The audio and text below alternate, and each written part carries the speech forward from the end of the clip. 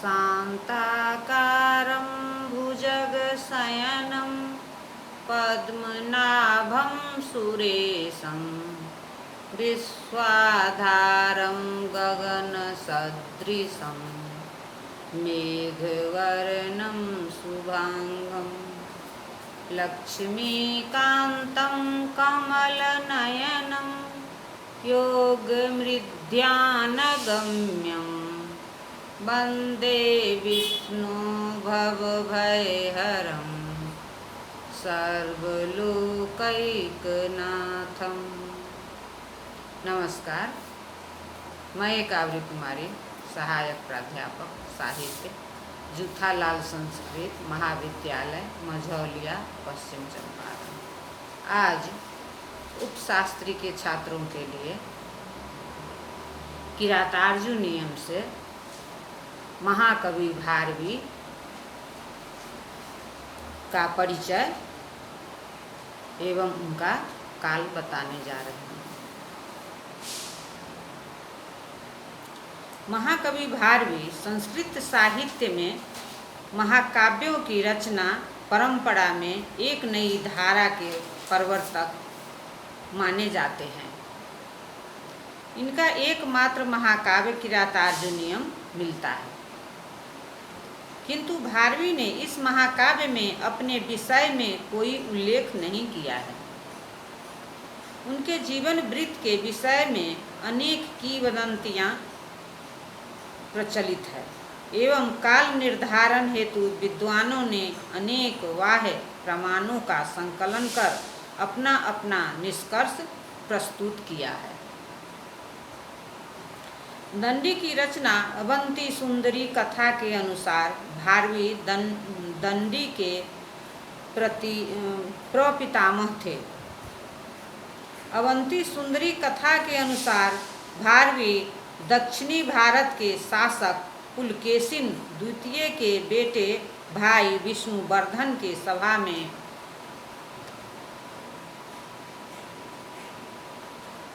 पंडित थे। एक किंवदंती के अनुसार उनकी माता का नाम सुशीला और पिता का नाम श्रीधर था। उनकी पत्नी का नाम रसिकवती या रसिका था। अवंती सुंदरी कथा के अनुसार उनके पिता का नाम नारायण स्वामी था। उनका वास्तविक नाम दामोदर था और भारवी उनकी उपाधि थी। एनसी चटर्जी भारवी को त्रावणकोर जिले का निवासी बताते हैं, जो केरल में है। प्रायः सभी विद्वान उन्हें दक्षिणी भारत का निवासी मानते हैं। किरातार्जुन नियम के द्वितीय सर्ग का 30वां श्लोक सहसा विदित न क्रियाम भारवी का अति प्रिय श्लोक था। इसे वे अपने शयन कक्ष में लिख डाले थे। भारवी के सम्मान में आयोजित एक सभा में उनके पिता ने उन्हें डांट दिया था, जिस पर क्रुद्ध होकर वे अपने पिता के वध के लिए उद्धत होकर रात्रि में घर पहुँचे। खिड़की के पास अपने माता पिता का परस्पर वार्तालाप उन्होंने सुन लिया। पिता कह रहे थे कि मैंने आज डांटा है ताकि उसके गुणों में और वृद्धि हो। यह सुनकर भारवी का क्रोध शांत हो गया और उन्होंने माता पिता से क्षमा मांगा। यह भी कहा जाता है कि पिता के आदेश पर प्रायश्चित हेतु वे ससुराल जाकर गो सेवा का कार्य किए। वहाँ एक वणिक ने इनके इसी श्लोक को लेकर रट लिया था। वह व्यापार करने विदेश चला गया। अनेक वर्षों के बाद आने पर उसने अचानक अपनी पत्नी को एक युवक के साथ शयन करते देखा, जो उसका ही पुत्र था और जिसको शैशव में छोड़कर वह विदेश चला गया था। यह देखकर उसने अपनी पत्नी और पुत्र का वध करने का मन बना लिया, किंतु यह श्लोक उसे याद आ गया। पत्नी को जगाने पर उसे ज्ञात हुआ कि वह युवक कोई अन्य नहीं, उसका ही पुत्र था,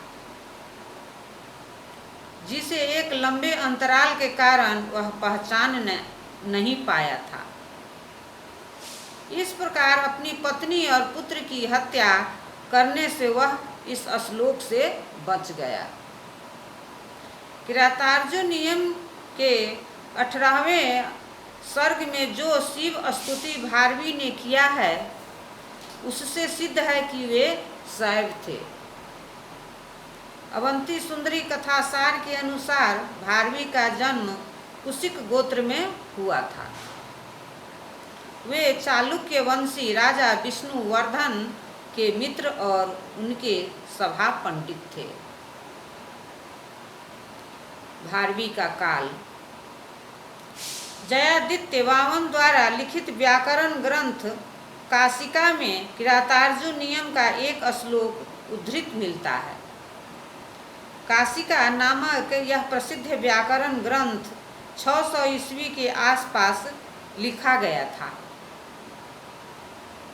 अतः सिद्ध है कि किरातार्जुन नियम की रचना 600 ईस्वी के पहले हो चुकी थी। भारवी के काल निर्धारण में ऐहोल के एक शिलालेख से भी सहायता मिलती है।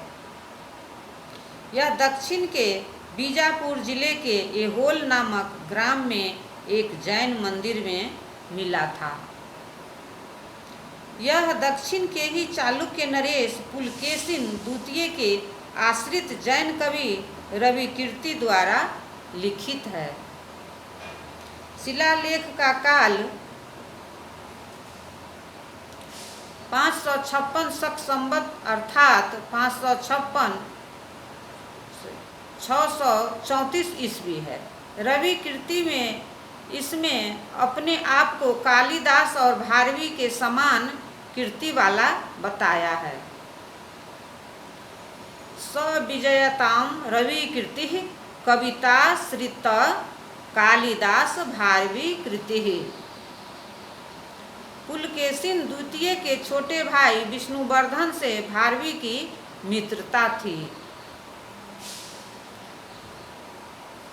यतः कौशिक कुमारो दामोदरः पुण्यकर्मणि विष्णुवर्धनाख्ये राजसूनौ प्रणय बन्व वधनात्। अवंती सुंदरी कथा। विष्णुवर्धन ने 615 ईस्वी में गोदावरी जिले के पिष्टपुर को राजधानी बनाकर पूर्वी चालुक्य वंश की स्थापना किया था। अतः सिद्ध होता है कि भारवी उसके पूर्व हो चुके थे। अवंती सुंदरी कथा के अनुसार भारवी सिंह विष्णु के आश्रित कवि थे। सिंह विष्णु का शासन काल 575 ईस्वी से 600 ईस्वी के बीच था। सिंह विष्णु से मिलने के समय भारवी की आयु 20 वर्ष थी। अतः भारवी का उद्भव 550-560 के आसपास हुआ होगा। कोकण के गंग नरेश दुर्विनीत का काल 580 ईस्वी के आसपास रहा है। अतः उसके पूर्व भारवी हो चुके होंगे। इस आधार पर यह स्पष्ट होता है कि भारवी का निवास दक्षिण भारत में रहा और उनका काल 550 ईस्वी से 615 ईस्वी के मध्य माना जा सकता है। धन्यवाद।